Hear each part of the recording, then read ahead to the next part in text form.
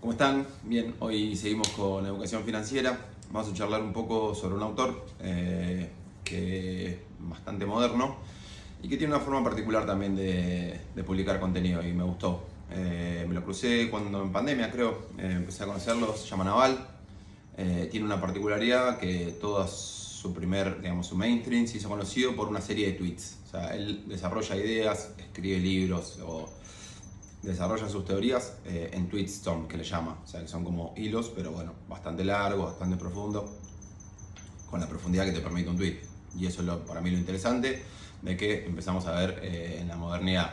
No solo pensadores que hablan sobre cosas que reflejan más nuestros tiempos, sino que también lo hacen con medios y formas más novedosas. Bien, dicho la introducción, empezamos. También, o sea, la serie de tweets se llama Cómo ser rico sin suerte. How to get rich without lucky.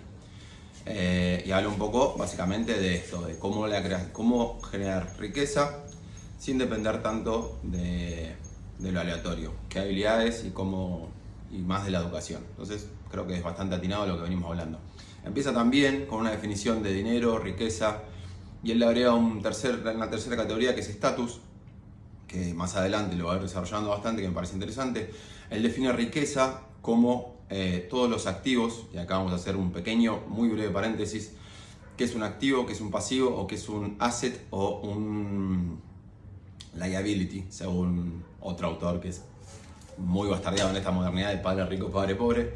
Pero bueno, asset generalmente es lo que te genera ingresos, liability o pasivo es lo que te genera deuda, gastos o no te genera nada, pero tampoco ingresos. Bien, volviendo a Naval, ¿qué es riqueza para él? Para él es riqueza los activos que te generan ingresos mientras vos dormís. Así él lo define. Entonces, ¿cómo se imagina Naval una vida rica? Bastante parecido a lo de Psychology of Money, que es como la libertad, como la tranquilidad de poder decidir qué es lo que haces, cuándo lo haces, cómo lo haces, sin tener la obligación de nada. Me parece que volvemos a lo mismo, vale la pena recalcarlo.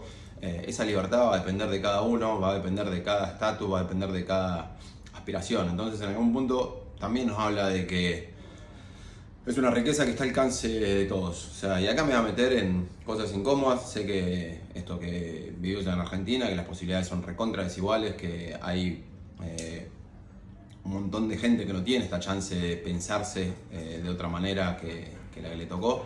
Pero bueno, creo particularmente que la educación nos puede acercar un poco y por lo menos nos pone a pensar en todas estas categorías. Bien, volvemos. Riqueza, posibilidad de libertad o ingresos mientras dormimos. Dinero, intercambio de servicios o de riqueza, ¿sí? Es una moneda, una forma de intercambiar riqueza. Yo que trabajé, me esforcé y produje esto, me merezco el futuro, o sea, un derecho de a futuro poder adquirir otra riqueza. Es un medio de intercambio, más o menos bastante parecido con lo que veníamos haciendo. Dijimos la agrega estatus. Y acá empieza como a separar los distintos tipos de juegos. Y me parece interesante. Él habla que el juego de riqueza es un juego de estatus o de suma positiva. Y ahora vamos a explicar. Mientras que el juego de estatus es un juego de suma cero. ¿Qué significa esto? Un juego de suma cero es cuando para uno poder ascender en la escala o en el juego, digamos, para poder salir primero, va a haber otro que va a tener que pasar de estar primero a estar segundo. O sea, la cantidad de puestos que hay y la cantidad de asignaciones que hay es limitada. Entonces, siempre para que uno ascienda, otro desciende. Entonces, eso se llama suma cero, ¿sí? Cuando uno sube 10 puntos en el ranking, va a tener que haber otros, o uno, o varios, que bajen esos 10 puntos en el ranking. Me parece interesante porque también va bastante asociado a su filosofía. Y acá vamos a hacer una pequeña aclaración.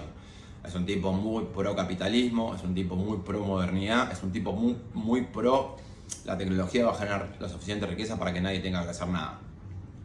En un montón de cosas comparto, en otras cosas tengo mis resguardos. Me parece que igualmente es interesante que aporta una mirada moderna al tema, filosóficamente moderna al tema, tratando de adaptarse a lo que está sucediendo. Vuelvo a los juegos de suma cero y los juegos de suma positivo. Él piensa que la riqueza es un juego de suma positivo y tiene como un par de ejemplos y un par de ideas que me parece que vale la pena contar como para poder identificar por dónde él va. Él dice: cualquier persona del menor estrato social hoy respecto a las personas de mayor estrato social hace 200 años o hace 300 años en la época feudal, tienen muchísima más calidad de vida y posibilidades que esta entonces. O sea, y su teoría y su mirada es que la riqueza se va aumentando y que se va distribuyendo hasta que cualquiera hoy tiene cosas que antes eran identificadas como de alta sociedad, por decirte, acceso a comida, acceso a vivienda, calor, agua.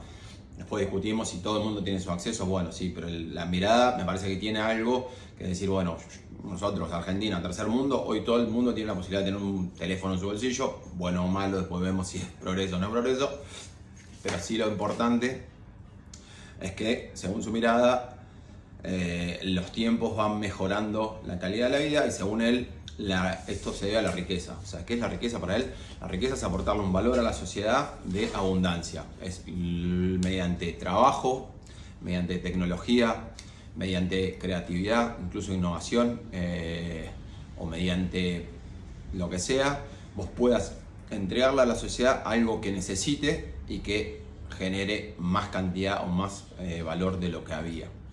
Me parece que la definición está buena, creo en esa mirada como la tecnología, la posibilidad de resolver todos los problemas de los seres humanos y tratar de resolverlo en pos de una felicidad. Como todo, aparecen los poderes, aparecen un montón de cosas entre medio que, bueno, hacen que la cosa no sea tan lineal y tan clara. Me parece que Naval es un gran pensador teórico, todo lo que dice en su teoría suena hermoso y perfecto, damos media vuelta, miramos la realidad y a veces funciona mejor, a veces funciona un poco peor. Pero parece que tiene varios puntos que en algún punto individualmente a cualquier persona le puede servir para, vamos a lo mismo, generar un poco de riqueza, vamos a lo mismo, ganar un poco de libertad. Me parece que estamos con un momento histórico en el cual tenemos un montón de acceso a un montón de cosas y de facilidades y de comodidades, de lo que sea, pero tenemos bastante restringida nuestra libertad. Entonces, poder pensarlo desde ese lado me parece una mirada bastante interesante y vamos a empujarlo por ahí. Vamos a meternos un poquito más específico en sus formas de creación de riqueza. Él empieza definiendo 4 tipos de suerte para la creación de riqueza. Vamos, lo mismo. Si bien dice que es una habilidad, también reconoce que hay una cuota de suerte, ¿sí? La primera es la blind luck o suerte ciega, que es la suerte que realmente no hice nada ni merecí nada y fui y compré un ticket o me compré un terreno que tenía un pozo de petróleo o incluso las herencias, cualquier cosa de que cero mérito. Eso es blind luck, es como el primer escalón de la suerte. El segundo escalón de la suerte es suerte por repetición, suerte por esfuerzo o intentos repetidos. Si yo trabajo todos los días, si todos los días salgo y me compro un ticket de lotería, tengo más chance que el que se compró una sola vez. Y eso, hay algo de mérito. Si yo insisto con 10 negocios diferentes y todos los días pruebo uno y lo quiero y todos los días pruebo otro y lo quiero, lo que sea, y eventualmente uno de los 50 negocios que intenté me generan riqueza, eso es en algún punto suerte, pero asociada a un refuerzo repetitivo. Segundo escalón de la suerte. Tercer escalón de la suerte, le llama suerte por habilidad. Si yo estoy muy formado en un sector, tengo mucha más chance de poder darme cuenta de que algo importante está sucediendo y poder posicionarme de una manera que eso me genere riqueza. Lo más fácil es, por ejemplo, inversor en bolsa. Si yo tengo conocimiento de eso, puedo saber identificar los patrones y poder identificar los momentos históricos. Lo mismo con inmobiliario, lo mismo con algo tecnológico. Si yo puedo identificar que viene una tecnología que va a mejorar y me preparo y me formo sobre esa tecnología, probablemente la sociedad después me lo recompense en forma de riqueza. Ese es el tercer nivel de riqueza, de suerte por riqueza. Y el cuarto nivel, que es el que él apunta y que es el que trata de desarrollar, es el riqueza por uniqueness ability, por habilidades únicas. Él dice, y pone un ejemplo como para que sea más gráfico, si hoy el día de mañana se encuentra un barco con un tesoro hundido en el fondo del mar y yo soy el único buzo capaz de acceder a ese barco, porque soy el único que me animo a bucear en esas tierras, soy el único que tiene la habilidad, eso es una suerte por uniqueza, no, por individualidad. Digo, sí o sí la suerte de otro, que es la de haber encontrado el barco, me va a llegar a mí porque me tiene que venir a buscar porque soy único en eso. Entonces, es un ejemplo gráfico, pero funciona en un montón de otras áreas, ¿sí? Si yo soy el único doctor que sabe hacer una operación, es probable que todas las operaciones que pasen, que es como, bueno, si somos doctores tenemos suerte porque alguien se rompe una rodilla y después nos vienen a buscar y nosotros se la arreglamos y nos convertimos ricos en eso, tiraba el berretín. Él dice, bueno, eso es lucky for uniqueness. Y le agrega un punto que acá me parece súper interesante, que es que esta individualidad o forma única de ser, más allá de la formación técnica, tiene que venir asociada con un carácter. Y acá me parece que está buenísimo y nos pone como en una parte, y puedo dar ejemplos de mi vida propia o incluso de cualquier cosa, en el cual el carácter, ¿qué significa como carácter? Él habla de la honestidad, la integridad, la mirada en largo plazo, todas las características o los soft skills que se llaman, que te pueden ser mucho más atractivos, ¿sí? Él dice, bueno, Warren Buffett, volvemos con Warren Buffett, aparentemente la tienen todo con él, le llegan 50 veces más oportunidades de inversión que la que le llegan a cualquier inversor común, y le llegan oportunidades mucho más valiosas. ¿Por qué? Porque el tipo tiene probado que es íntegro, porque tiene probado que no te va a cagar, que trabaja a largo plazo. Y en eso, o sea, me puse a pensar en mí y decir, bueno, los mejores negocios, qué sé yo, cuando compré un gimnasio, vino alguien que me conocía, que tenía confianza y que se animó a dejarme pagárselo en los próximos 12 meses, cuotas fijas en pesos. Con solo mi trabajo. Entonces ese tipo de riqueza que uno genera por la integridad o porque la gente viene a buscar la posibilidad de hacer negocios con vos, es algo que se tiene que desarrollar y algo que tiene que darle mayor o tanta importancia como a las habilidades. Me parece que es una mirada que está muy buena y es muy cierta, o sea, y de algún punto conecta con Psychology of Money, de la integridad, o sea, de los riesgos que uno puede asumir, riesgos de cagar a alguien y quedar vaciada tu reputación, me parece que no vale la pena, que siempre van a traer mucho más, que pueden traer momentáneamente una riqueza, porque evidentemente si estás cagando a alguien estás sacando una ventaja de algo, pero que en el largo plazo no suman para nada. Y lo último que pone es el largo plazo. Dice, ninguna riqueza es creada de un día a la mañana, eso es mentira, todo se compound y se suma en pequeñas cuotas. Bueno, ya lo escuchamos en todos los videos que venimos viendo y en todos los autores que venimos viendo. Y él dice que, bueno, está asociada también a la habilidad, que la riqueza no solo se hace por tiempo, sino por mejora. O sea, poder formarte, poder estudiar, poder progresar, poder, no sé si progresar, pero poder mejorar tus habilidades te da alguna chance más. Me parece que son algunos insights interesantes. Lo de crear un carácter único, él habla de que necesitamos como una mirada un poco extremista, un poco por fuera de la norma, un poco diferente. Haciendo lo mismo es difícil que lo logremos. Pasa a otro punto que es, nunca vamos a generar riqueza rentando nuestro tiempo. ¿A qué se refiere con esto? Por más que generemos una uniqueness que nos ponga como médicos, como abogados, como buceadores incluso, no es verdadera riqueza para él, porque en realidad lo único que estamos haciendo es nuestro tiempo dándoselo a otro que está tomando el riesgo y está llevándose las ganancias y nos está dando lo mínimo indispensable. Por más que ese mínimo indispensable sea un montón y seamos realmente ricos, si se quiere, no estamos generando riqueza, porque cuando dejemos de trabajar, porque cuando nos vayamos de vacaciones, porque cuando nos retiremos, porque cuando lo que sea, no vamos a tener riqueza. ¿Cómo se soluciona eso? Bueno, vamos a lo mismo, con equity. Que es equity es parte del negocio. Necesito generar una marca, un procedimiento, un negocio a sí mismo, lo que sea que quiera hacer para poder ser parte de la ganancia y no ser rentado. Y acá viene un punto importante, que es que si yo soy rentado, puedo ser reemplazable. Y vos dirás, no somos reemplazables, o mi unicalidad, no sé cuál sería mi individualidad, pero no me gusta cómo queda, me va a ser irreemplazable. Ayer tuvimos la noticia de que Luka Doncic, o sea, supuestamente el mejor jugador de la NBA, el de más futuro, el de más no sé qué, fue traspasado a otra franquicia. Si Luka Doncic puede ser reemplazado, les aseguro que cualquier otro puede ser reemplazado, más en el mundo que estamos entrando. Estamos entrando en un mundo en el cual las máquinas realmente ya demostraron que pueden hacer la mayoría de las habilidades que tenemos nosotros, como los abogados y los médicos, por decir una cosa, que son muy... Entonces, en ese punto, el cambio de mentalidad a la creación de de equity o de negocio o de parte que no sea trabajo es necesaria.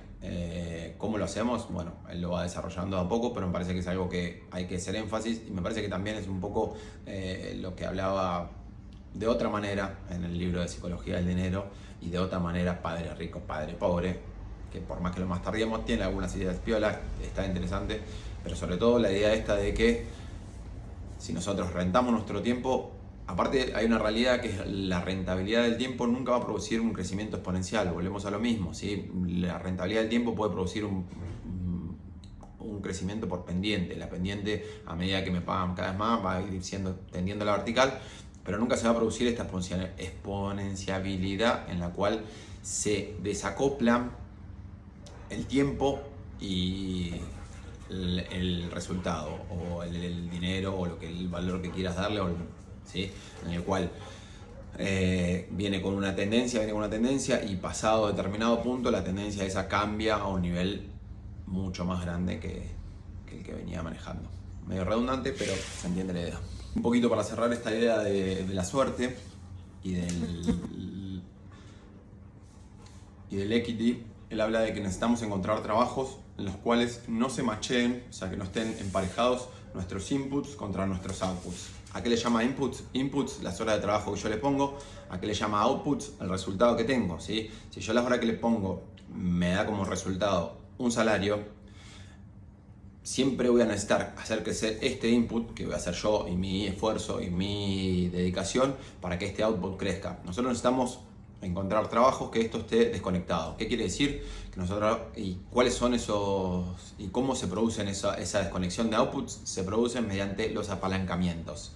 ¿Qué son los apalancamientos? Básicamente una palanca es, todos conocemos, si queremos mover un tronco, ponemos un punto fijo, una palanca larga del otro lado, una palanca corta, el tronco que es muy pesado, con menos fuerza, lo movemos. Eso que hace que esta fuerza sea desigual a la fuerza producida del otro lado. Entonces genera los inputs de los outputs. ¿Qué tipo de palanca existen en el mundo? Bueno, generalmente la palanca, y lo que hablábamos de las inversiones, la palanca más fuerte que existió, que existe hasta hoy, y ahora esto está cambiando, fue siempre el dinero. Si yo tengo mucho dinero, es mucho más fácil generar mucho más dinero, ¿sí? Y eso es lo del compound interest. Ahí se desacoplan el input, que sería el tiempo, con el output, que sería la ganancia. Antes del dinero, el sistema capitalista, antes del dinero la palanca era la fuerza laboral. Quienes tenían esclavos básicamente tenían palanca, entonces, o incluso antes fue la tierra, ¿sí? Quienes tenían tierra podían generar ingresos mucho más grandes en la misma fracción de tiempo. Bueno, hoy esas palancas siguen existiendo, obviamente no se fueron, pero también se crearon nuevas palancas. Y ahí es donde me parece que es interesante la mirada de él moderna, de decir, bueno, ¿cuáles son las nuevas palancas y por dónde van las nuevas palancas? Él habla mucho de la creatividad. Y él habla mucho de que la nueva palanca son dos. Según lo que me acuerdo, ahora lo voy a revisar y seguramente en algún momento lo vuelvo a hablar. La primera es el código, ¿sí? Todo lo que sea software. Él dice, con una app puedo llegar a una persona o puedo llegar a 10.000 personas. Entonces el tiempo que me toma desarrollar esa app no tiene relación con lo que me puede producir esa app o con el impacto que le puede producir a la humanidad esa app. Porque esa app después trabaja sola. Por ejemplo, otro tipo de palanca, la palanca de la media de internet. Si yo genero un video que me toma una hora, ¿sí? Ese video puede ser una charla de uno contra uno de educación, puede ser una clase de 1 contra 30 en una universidad, o puede ser una educación de 1 contra millones que miran en internet.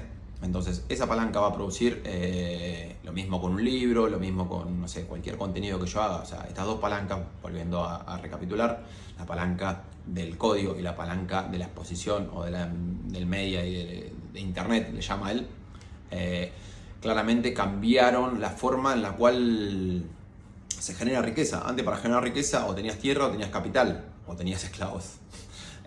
Hoy por hoy no necesitas ninguna de estas tres cosas, necesitas o saber de código, o exponerte a internet, o tener alguna. Bueno, entonces ahí vamos como su desarrollo de la riqueza, que me parece moderno, me parece interesante, y me parece que también, creo que esto lo escribió él bastante antes de que empiece el boom de inteligencia artificial, pero creo que tiene que ver un poco con eso. O sea, hoy por hoy la creatividad es lo que por ahí nos va a diferenciar de cualquier otra habilidad humana. La creatividad, confianza, nuestra valor palabra, nuestra capacidad de entender qué es la verdad y qué no es la verdad, de discernir los racionamientos.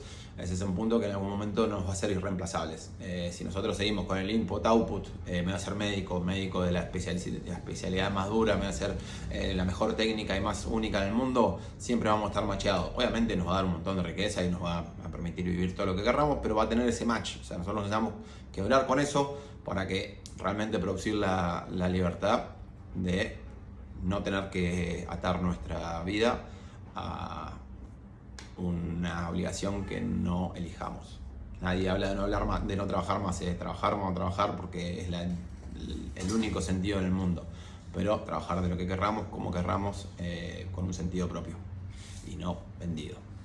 En esta idea de que necesitamos construir nuestra individualidad o nuestra uniqueness, él habla de poder darle a la sociedad lo que necesita pero todavía no puede obtener, incluso lo que todavía no sabe que necesita. Y pone como ejemplo la idea de Steve Jobs, que se imaginó y se dio cuenta de que íbamos a necesitar una computadora portátil en el bolsillo, la creó, no solo la creó, sino que la creó a una escala en la cual todo el mundo pueda tener esa accesibilidad. O sea, más allá de las ventas, en algún punto lo que plantea es que él fue recompensado, o la empresa Apple fue recompensado por esa innovación, por poder lograr que la tecnología, él define la tecnología como lo que todavía no funciona. Los avances tecnológicos es lo que todavía no funciona. En algún momento, no sé, él dice el combustible fósil fue tecnología, los autos fueron tecnología. Tecnología quiere decir de que no eran accesibles, de que todavía no eran... después en un momento dejan de ser tecnología y pasan a ser solo bienes, porque ya es lo suficientemente natural para todo el mundo de que no tienen ese componente de escasez o de innovación.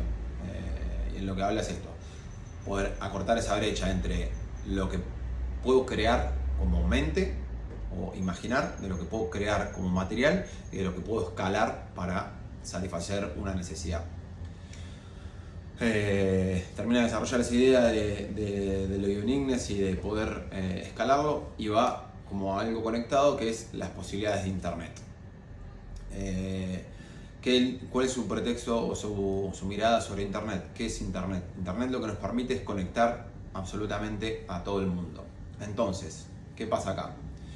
Cuando antes vos tus posibilidades las limitabas a una ciudad, a un puerto, a un pueblo, hoy tus posibilidades las limitas al mundo entero, a 7 billones de personas. Entonces, ¿qué pasa? Vos antes tenías que amoldarte a lo que ese pueblo necesitaba de vos. Hoy vos podés presentar tu uniqueness, podés presentar tu set de individualidades, y el mundo puede conectar con esas individualidades. Cualquier persona de mucha distancia puede conectar con esas individualidades. ¿Qué se produce? Se producen los nichos. ¿Qué nos da eso? Que básicamente podemos ser recompensados por lo que nos hace único. O sea, no tenemos que nosotros ver qué es lo que le está faltando a otros, sino tenemos que ver qué es lo que nos interesa, qué es lo que nos hace único, qué es lo que podemos aportar diferencialmente, y eso implica como, bueno, la formación, el estudio, todo lo que querramos, y conectarnos con ese grupo de personas en todo el mundo que comparten nuestra idea. Y él dice, como escapar de la competencia.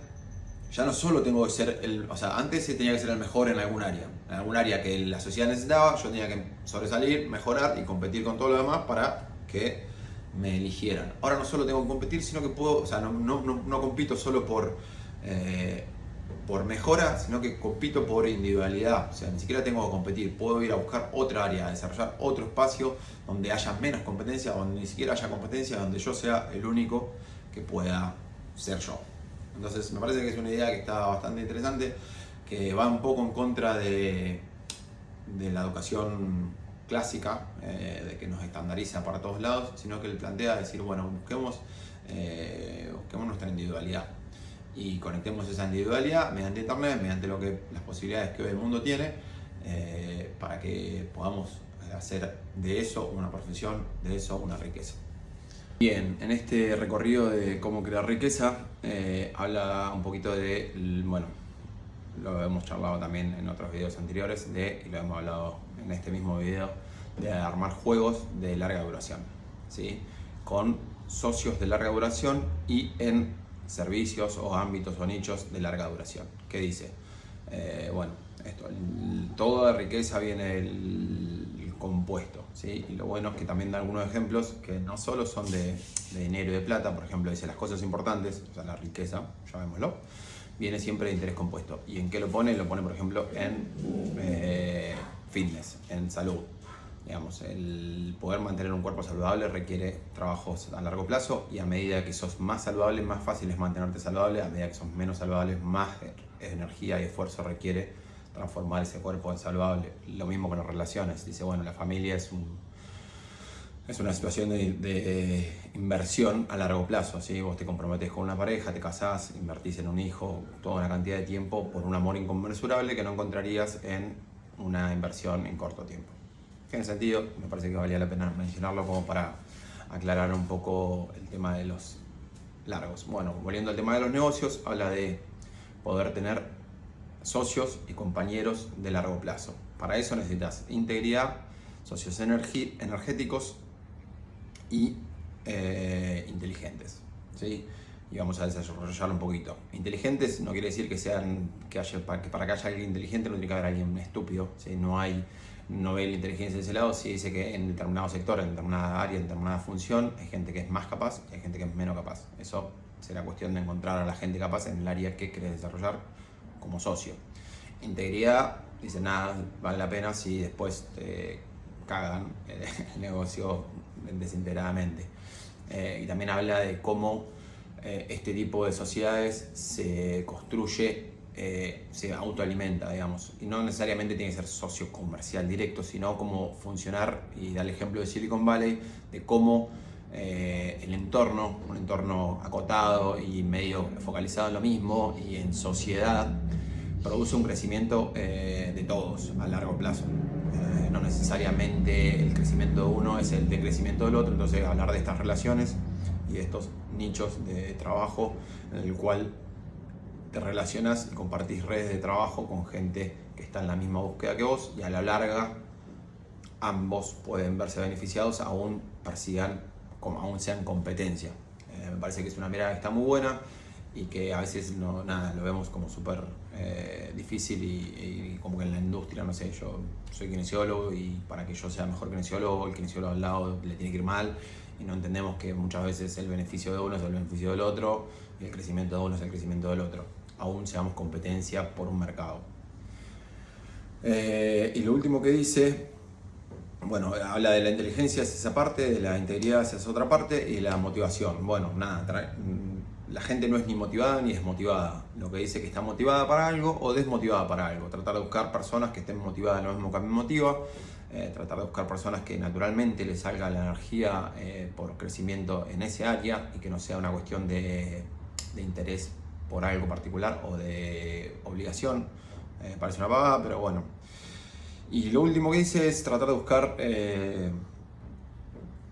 socios y compañeros rational optimism, lo llaman, como optimistas racionales. Y volvemos a lo mismo, todos en algún punto confluyen, ¿sí? Porque me parece que la educación financiera se trata de eso, se trata de principios, no se trata de, bueno, con este tip y este coso nos vamos a salvar, pero sí como con esta mirada tenemos una chance. Entonces, los optimistas racionales son la gente que cree que se puede salir bien, de que va a salir bien y de que estamos creando algo. Esa gente que tiene la mirada de la creación y de que va a salir bien es la que habilita la posibilidad de que salga bien. Y lo pone él, le hace el resguardo de racionales. ¿Por qué? Porque los irracionales por ahí tienen una megalomanía, y eso tiene un riesgo que muchas veces puede llevar lo lleva a asumir más cantidad de riesgos del que te permite sobrevivir. Bueno, entonces racionales optimistas son gente que seguramente va a sobrevivir porque está tomando los recaudos necesarios, pero también cree que va a salir bien, y me parece que no es menor esa mirada.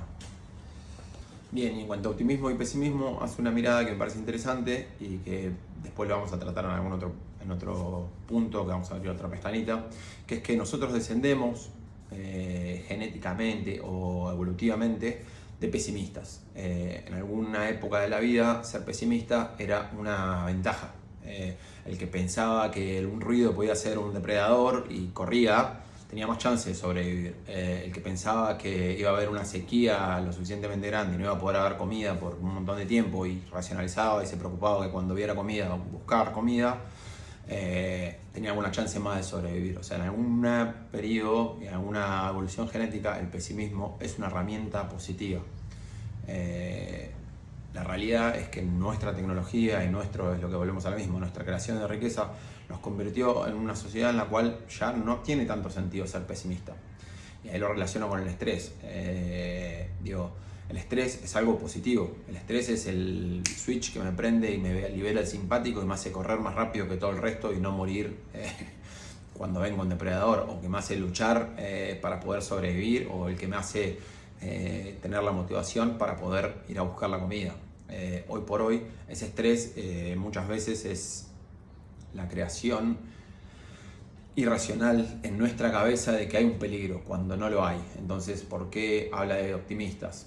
La gente que piensa que va a salir mal y que piensa que es riesgoso que salga mal, no entiende que esos riesgos hoy están mucho más mitigados y la posibilidad de que salga bien, el upside es mucho más alto.